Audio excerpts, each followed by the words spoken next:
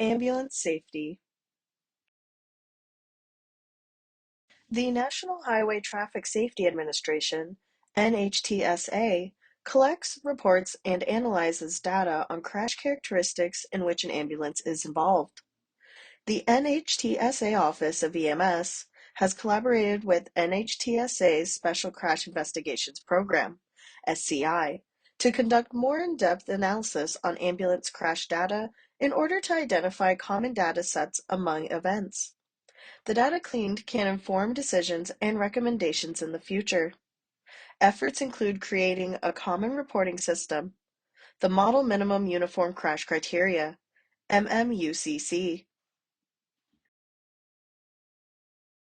The National Highway Traffic Safety Administration strives to collaborate with national and other stakeholder partners to improve safety for EMS personnel, patients, and the general public in relation to ground ambulance transport.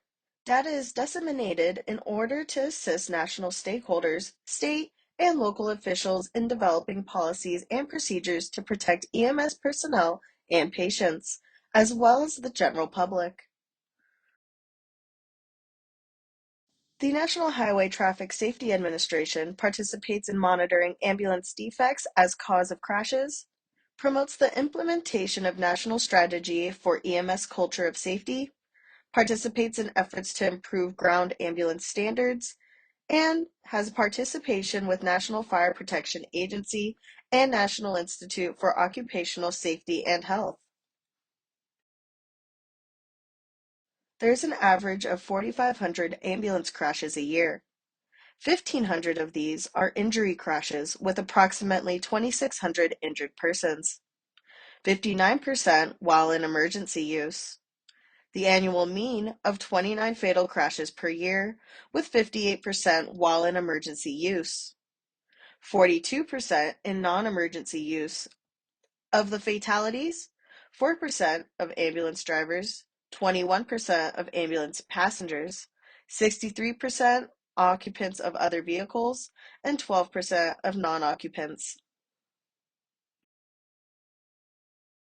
Limitation data only includes crashes that occur on a roadway customarily open to the public. Not all vehicle crashes in the country are reported to the police. Police may not record ambulances accurately on crash reports, does not distinguish between ambulance types, and does not determine when the crash occurred, en route to scene or en route to hospital. Limitation data does not collect data showing the proportion of time an ambulance is on the road. It does not currently differentiate ambulance occupants in the passenger seat or patient compartment of the ambulance. In the future model minimum uniform crash criteria will improve data collection and lead to better analysis. Ambulance crash statistics. 84% were unrestrained EMS providers. Unsecured patients, both shoulder and lateral restraints. 33% were secured by both restraints. 44% of patients were ejected from the cot in serious crashes. 61% of patients were restrained with lateral belts only, and 38% had shoulder harnesses available but were unused. EMS policies. Evaluate the policies and procedures at each participant's own EMS service related to protecting patient and provider safety during ground ambulance transport. Participants should consider and discuss the following questions. What are your agency's current policies and guidelines regarding securing a patient to the cot during transport? What changes would you recommend to reduce the risk of patient injury in the event of an ambulance crash?